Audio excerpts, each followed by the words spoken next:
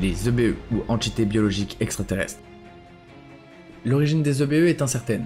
Ils viendraient soit de la constellation d'Orion, soit de Zeta Reticuli, située dans la constellation de Reticulum. On pense que leur existence remonte à plus d'1 million d'années, lorsque du matériel biologique appartenant à la race des Zeta aurait été prélevé sans consentement par les reptiliens ou draconiens. Ce matériel génétique aurait été utilisé pour créer les EBE, et ce, en tant que race esclave. Après une grande guerre entre les races, une paix a été rétablie. Mais les EBE, autrefois utilisés comme des pions dans ce conflit, continuent d'exister et d'être déployés pour diverses missions dans l'univers. Ils mesuraient entre 1 mètre et 1 mètre 30, avec une silhouette assez fine. Leur peau varie de blanc laiteux à gris, et leurs yeux sont grands et en forme d'amande. Ils sont protégés par des lentilles sombres qui peuvent résister aux conditions environnementales. Leur visage est simplifié avec un nez, des oreilles et une bouche minuscules. Ces créatures sont androgynes, sans organes génitaux, et ressemblent à des enfants par leur apparence juvénile. Ce sont des êtres à base de chlorophylle, ce qui leur permet de survivre dans des environnements différents. Les EBE n'ont pas de système de croyance à proprement dit. Leur conscience est limitée, mais suffisante pour exécuter les tâches pour lesquelles ils ont été programmés. Ils ne fonctionnent que pour accomplir ces missions, agissant souvent comme des drones biologiques contrôlés à distance par leurs créateurs. Ils sont généralement envoyés en expédition scientifique pour explorer des planètes, comme la Terre par exemple.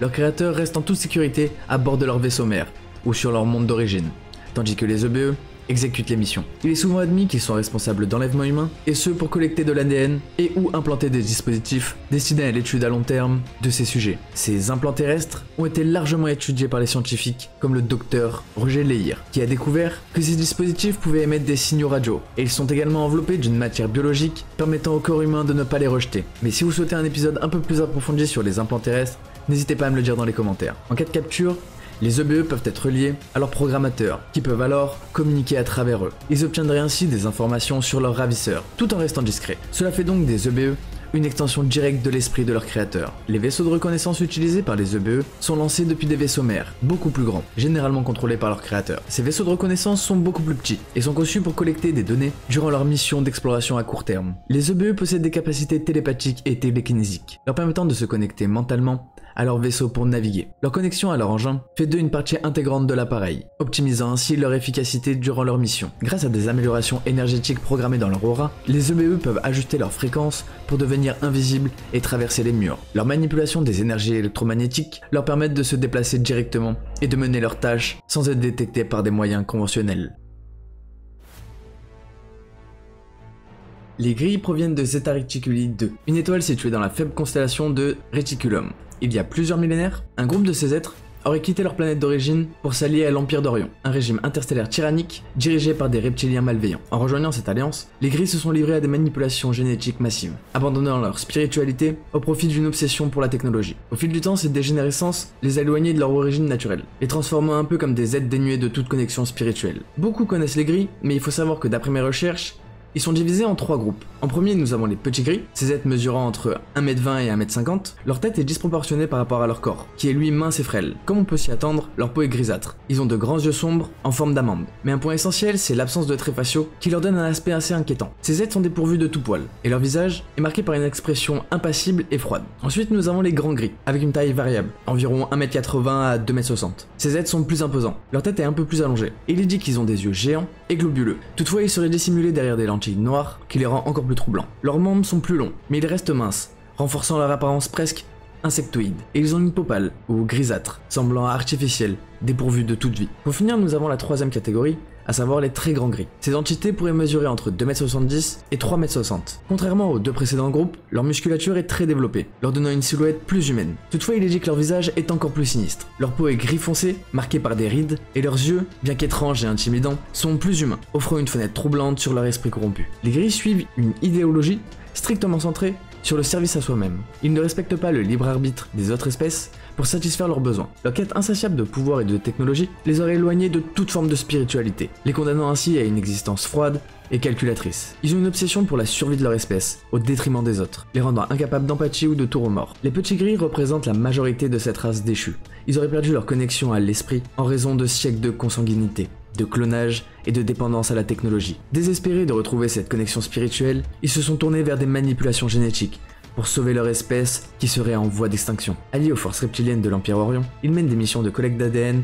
à travers des enlèvements extraterrestres, qui ciblent principalement les êtres humains. Ces enlèvements sont orchestrés avec une froide efficacité. Les gris placent des implants dans les corps de leurs victimes, permettant une surveillance continue et un contrôle mental subtil. Sous hypnose télépathique, ils programment les enlevés pour qu'ils croient qu'ils sont choisis pour une mission spéciale, alors qu'en réalité, ils ne sont que des sujets d'expérience, visant à améliorer la race des gris. Les fœtus hybrides, issus de prélèvements, sont développés dans leur laboratoire, poursuivant leur plan de renouveau génétique. Les grands et très grands gris supervisent ces opérations, agissant en tant que gardiens et chefs de file. Leur influence s'étend bien au-delà des enlèvements. Ils maintiennent des alliances stratégiques avec d'autres races malveillantes et jouent un rôle clé dans des tentatives de domination universelle de l'Empire d'Orion. La technologie des gris est extrêmement avancée, surtout dans le domaine du génie génétique. Ils possèdent des vaisseaux en forme de disques métalliques et de ruches, capables de voyager dans l'hyperespace. À bord de ces vaisseaux se trouvent des laboratoires sophistiqués, où les expériences sont menées sur des humains, ainsi que sur d'autres espèces. Leurs outils de manipulation mentale, ainsi que leur capacité à interfacer directement avec leur technologie par la pensée, les rendent particulièrement redoutables. Mais les gris possèdent une conscience collective, tout en conservant un certain niveau d'individualité. Leur télépathie est si puissante qu'ils peuvent paralyser mentalement leurs victimes, et implanter des souvenirs fictifs pour masquer les véritables traumatismes subis. Grâce à des techniques de manipulation mentale avancées, ils sont capables d'effacer des souvenirs et de créer des illusions mentales pour tromper les esprits les plus résistants. En plus de cette capacité, les gris maîtrisent la lévitation. Ils peuvent donc se déplacer silencieusement dans les airs, accentuant leur nature furtive. Les gris utilisent des technologies d'énergie électromagnétique pour ajuster leur fréquence vibratoire. Cela leur permet de se rendre invisibles et de traverser les murs. Cette capacité est particulièrement utile lors des enlèvements où ils doivent opérer en toute discrétion. Leur maîtrise des dimensions parallèles et des champs d'énergie leur permet de naviguer à travers l'univers en utilisant des couloirs spatio-temporels, leur offrant ainsi une mobilité quasi illimitée. Les Moramiam ou Moramiams. Les Moramiam seraient originaires d'un super-univers nommé Flauniningtung, l'un des 7 super-univers composant l'ensemble de la création. La Terre, notre planète, appartient au 7e super-univers, mais les Moramiam proviennent eux du premier super-univers, ce qui les place à l'origine même de la création. Les Moramiam résident sur la planète Morama, située dans l'univers Flauluka. Morama est un monde unique et sacré, le berceau de l'infini, je suis ce que je suis, une station statique et immuable, source de toute vie et de toute énergie. Ce monde est indestructible, incapable d'être dupliqué, ce qui en fait un lieu d'une importance cosmique inégalée. Les Moramiam sont des êtres imposants, mesurant entre 2,40 m et 2,70 m, bien que certains puissent atteindre la hauteur de 3 m à 3,40 m.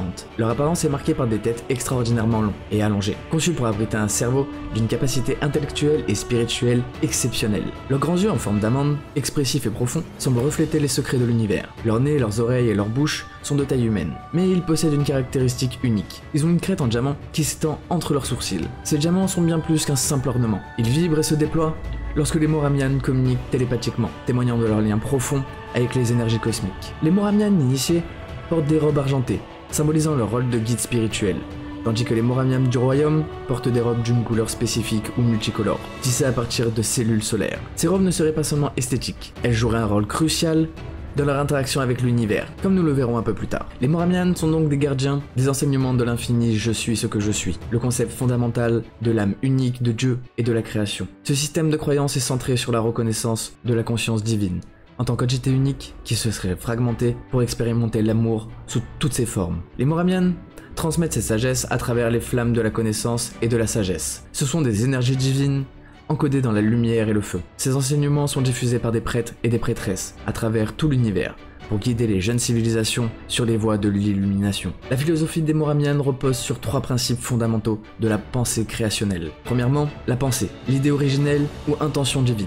2. La pensée de la pensée, la délibération sur cette idée influencée par le libre arbitre. 3. La création ou destruction, l'acte de manifester cette pensée dans la réalité avec la responsabilité des conséquences qui en découlent. Ces 3 principes forment la base de leur système éducatif et spirituel. Les Moramian jouent un rôle clé dans la création de toute forme de vie, de nourriture, de flore et de faune. Ils les introduisent dans des mondes en formation pour les préparer à accueillir une vie sensible. Comme vous pouvez l'imaginer, les Moramian sont des alliés fidèles de l'alignement galactique, partageant leur sagesse pour aider les jeunes mondes à évoluer spirituellement et technologiquement. Leur mission ne se limite pas seulement à l'enseignement. Ils participent activement au programme Starseed, où ils incarnent des fragments de leur âme dans des nations stellaires, comme sur Terre par exemple, et ce, pour restaurer les enseignements je suis, ou guider l'humanité vers une conscience supérieure. En tant que créateurs et gardiens de la vie, les Moramian veillent à ce que chaque nouvelle sphère d'apprentissage, ou monde, soit préparée pour accueillir la vie. Ils apportent avec eux de nouvelles formes de vie, des plantes et des aliments, qui nourriront et aideront les êtres à évoluer en harmonie avec les lois de la création. Les Moramian possèdent une technologie d'une sophistication inégalée, qui dépasse l'entendement humain. Leur robe de maîtrise dont nous avons parlé tout à l'heure sont en réalité des ordinateurs célestes, ultra-dimensionnelles, confectionnées à partir de composants même de l'univers. Ces robes contiennent des mini-soleils, représentant chaque étoile de la création. Ces soleils collectent énormément de quantité de données, et elles sont ensuite transmises directement aux cellules solaires de la robe. Cette information est alors téléchargée dans la conscience des Moramian, leur permettant de rester constamment connectés à l'ensemble de l'univers et de ses réalités multidimensionnelles. Les Moramian sont donc des êtres conscients, au plus haut degré. Ils maîtrisent le langage de l'essence de lumière, un mode de communication basé sur la lumière divine, qui transcende la parole et la pensée. Leur conscience est un conduit direct de la conscience de la création, ce qui leur permet de participer activement à l'évolution de l'univers, tout en guidant les autres espèces sur un chemin spirituel. Il est dit qu'ils sont les conscients, capables d'interagir avec la conscience universelle et d'influencer positivement avec le développement de civilisations entières. Les Moramian ont une compréhension intime et une maîtrise totale de chaque couche dimensionnelle de la création. Leur savoir leur permet de participer simultanément à plusieurs dimensions, interagissant avec chaque couche de la réalité pour guider, protéger et élever les consciences. Cette capacité les place parmi les êtres les plus évolués de l'univers, capables d'œuvrer à l'échelle cosmique tout en maintenant une influence directe sur les événements de notre monde. Les Zorons.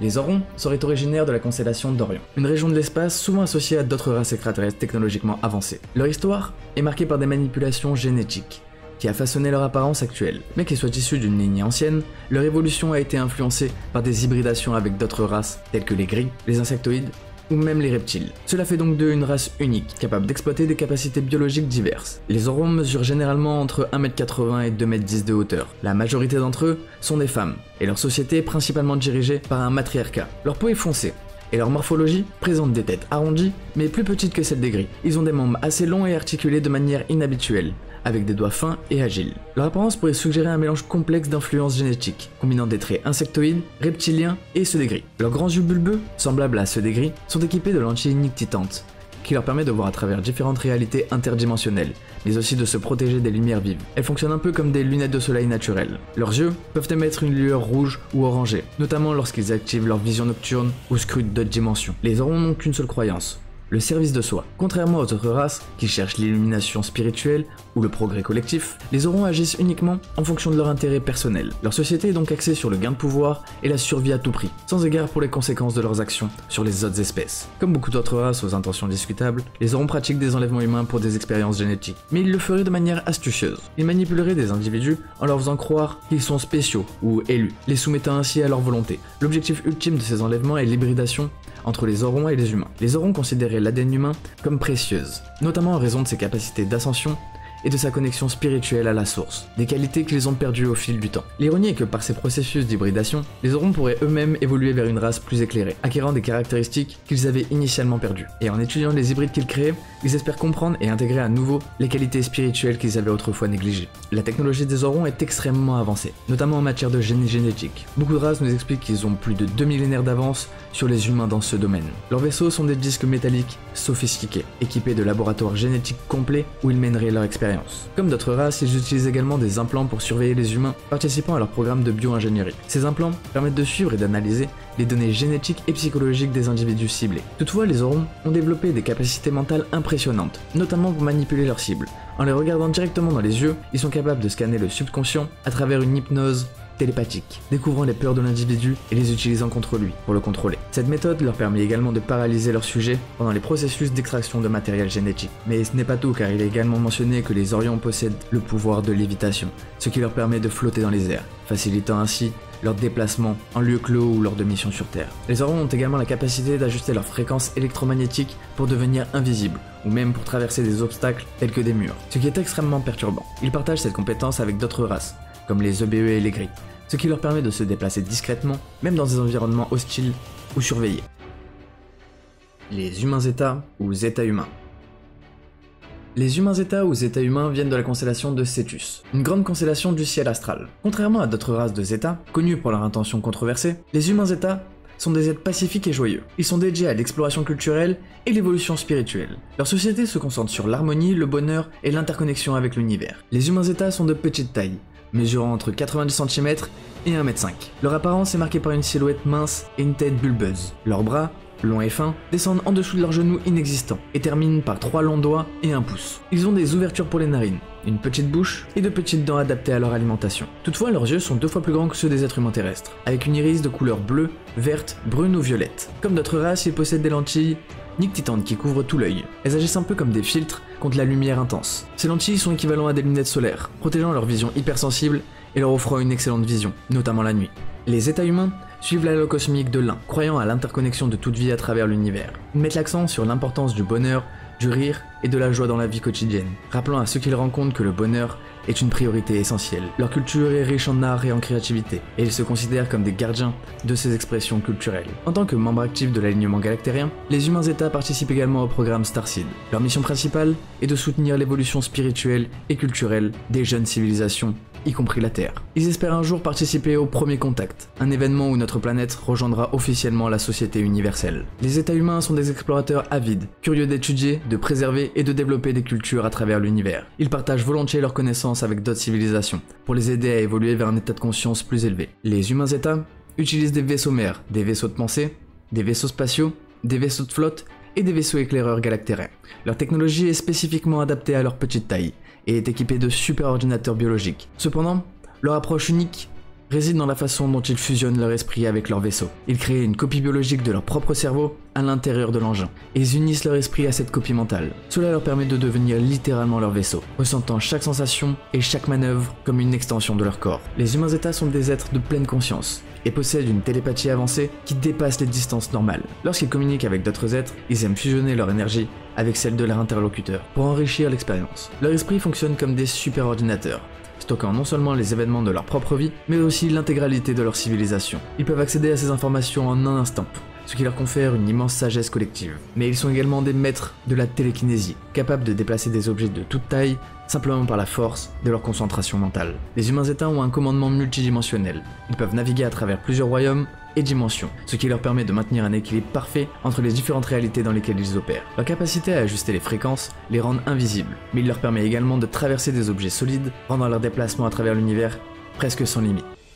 Humains Zeta des castes bleus et dorés, ou Zeta humains des castes bleus et dorés.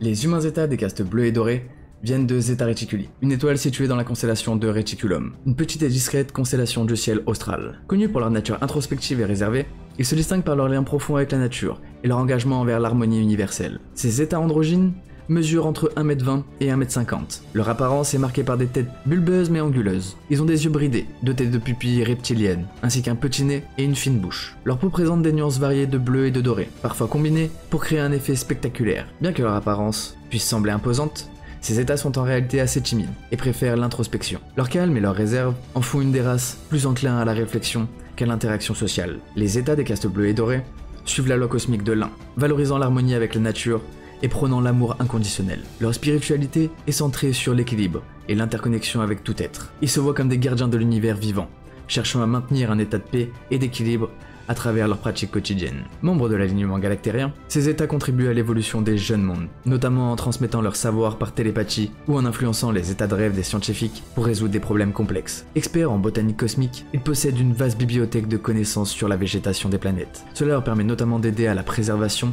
et à l'évolution des écosystèmes dans toute la galaxie. Leur engagement envers l'univers s'étend à un rôle de guide et d'aidants spirituels pour les civilisations en développement. Par leur présence discrète mais influente, ils façonnent subtilement les voies de l'évolution universelle. Les états des castes bleus et dorés utilisent des technologies sophistiquées, avec des vaisseaux mers, des vaisseaux spatiaux, des vaisseaux de pensée, des vaisseaux de flotte et des vaisseaux galactériens. Leurs centres de commandement sont équipés de super ordinateurs biologiques, fusionnant intelligence artificielle et organique pour maximiser l'efficacité et la fluidité de leur opération. Parmi leurs outils de guérison les plus remarquables, on retrouve de petites sphères d'étoiles bleues. En lançant ces orbes dans l'aura d'une personne, les sphères s'enflamment pour libérer des flammes bleues purificatrices, éliminant tout mal au niveau mental, physique et spirituel. Ces méthodes de guérison montrent à quel point leur technologie est intrinsèquement liée à leur spiritualité. Les castes bleus et dorés sont des télépathes avancés et ils possèdent une méthode unique de diffusion de leur conscience, incluant secrètement des indices spirituels dans leurs messages pour aider les êtres à s'éveiller et à grandir spirituellement.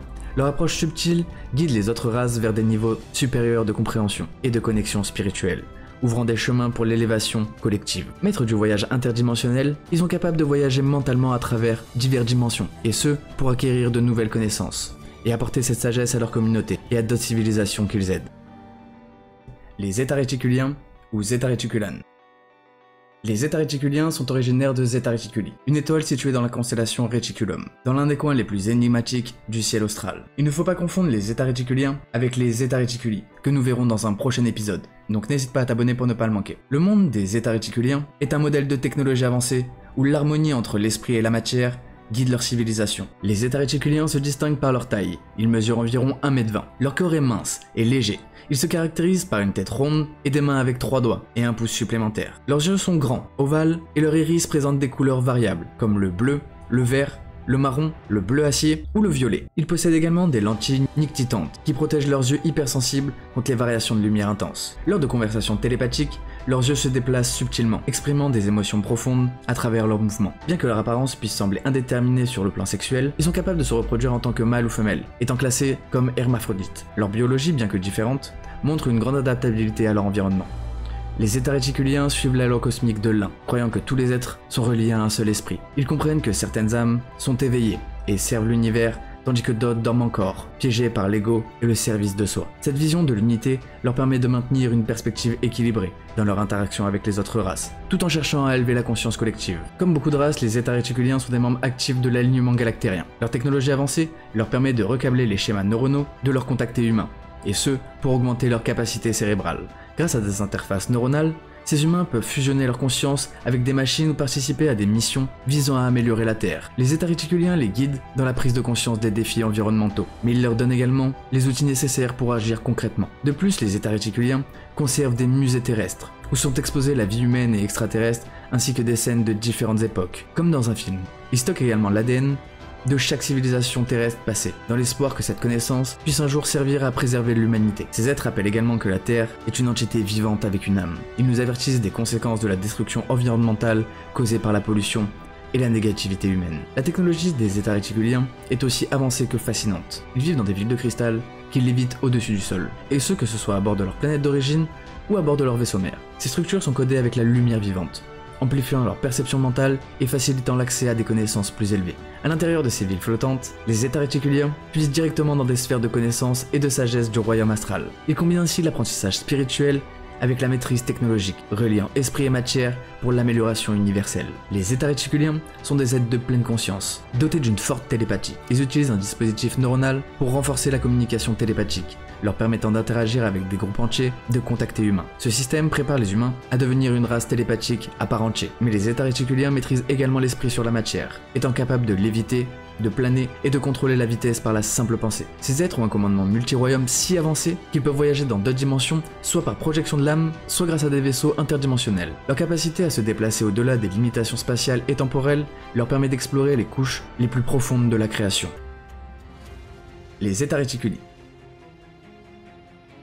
Comme leur nom, les Zeta Reticuli viennent de Zeta Reticuli, un système stellaire situé dans la constellation Reticulum. Leur origine a capté l'attention à travers divers récits d'enlèvements célèbres, notamment comme celui de Betty et Barney Hill, dans les années 1960. Sûrement l'un des mystères les plus célèbres liés à des races d'êtres interstellaires. Mais si vous souhaitez un épisode dédié au récit d'enlèvement de Betty et Barney Hill, n'hésitez pas à me le dire dans les commentaires, car il y a vraiment beaucoup de choses à dire sur ce sujet. Mais revenons aux Zeta Reticuli. Les Zeta Reticuli mesurent environ 1,35 m à 1,50 m. Leur tête est disproportionnée par rapport à leur corps. Ils ont de grands yeux, ressemblent un peu à ceux d'un gecko, dotés d'une fente verticale. Leur front large se rétrécit vers une mâchoire fine, et sont dépourvus de poils, de sourcils, de cils, ou même d'oreilles visibles. Leur peau est bosselée, et elle varie de bleu-gris à aluminium, leur donnant une apparence à la fois étrange et singulière. Leur bouche édentée est une ouverture fine et couverte d'une fine membrane qui flotte, en produisant un son semblable à un bourdonnement mélodieux, notamment lorsqu'ils communiquent entre eux. Toutefois, il existe une race de membres inférieurs, mesurant environ 1,5 m. Leur tête est plus arrondie, avec une boîte crânienne élargie. Leurs grands yeux couvrent une large partie de leur visage, et leurs pupilles énormes laissent à peine apparaître le blanc de leurs yeux. Leur apparence robuste se traduit par des épaules larges et une poitrine solide.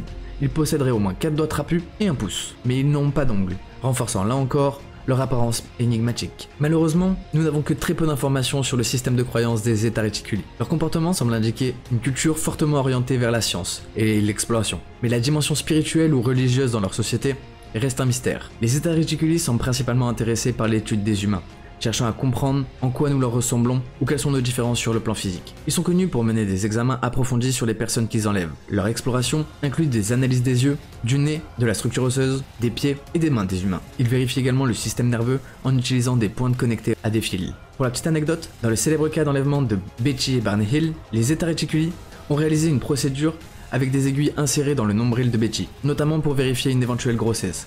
Elle a décrit cette technologie bien avant l'époque des échographies humaines. Malgré leur nature froide, ils montrent une certaine considération, en paralysant temporairement les personnes enlevées pour éviter toute résistance ou douleur excessive.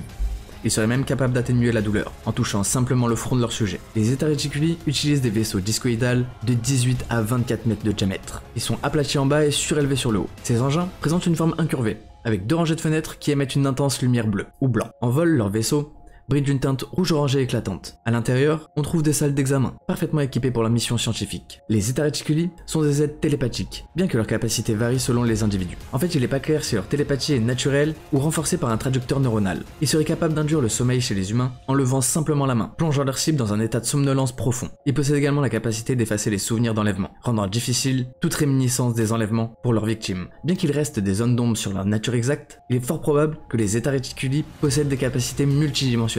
Leur technologie avancée leur permettrait de naviguer entre différentes réalités, mais aussi d'interagir avec des mondes parallèles, ce qui leur donne un avantage stratégique dans leurs explorations et expérimentations. En conclusion, les Zeta Reticuli représentent l'une des races les plus controversées et énigmatiques que nous connaissons. Leur intérêt pour l'humanité combiné à des méthodes scientifiques douteuses montre à quel point ils sont fascinés par notre espèce. Merci d'avoir regardé cette nouvelle aventure stellaire. Si vous êtes passionné par les mystères galactiques ou les races extraterrestres, n'oubliez pas que vous pouvez vous abonner pour ne pas manquer les prochains épisodes, mais aussi qu'il y a plein d'épisodes disponibles sur la chaîne. Likez et partagez cette vidéo, donnez-moi toutes vos théories en commentaire, et nous on se retrouve dans un prochain épisode. C'était Geek on Fire, peace out.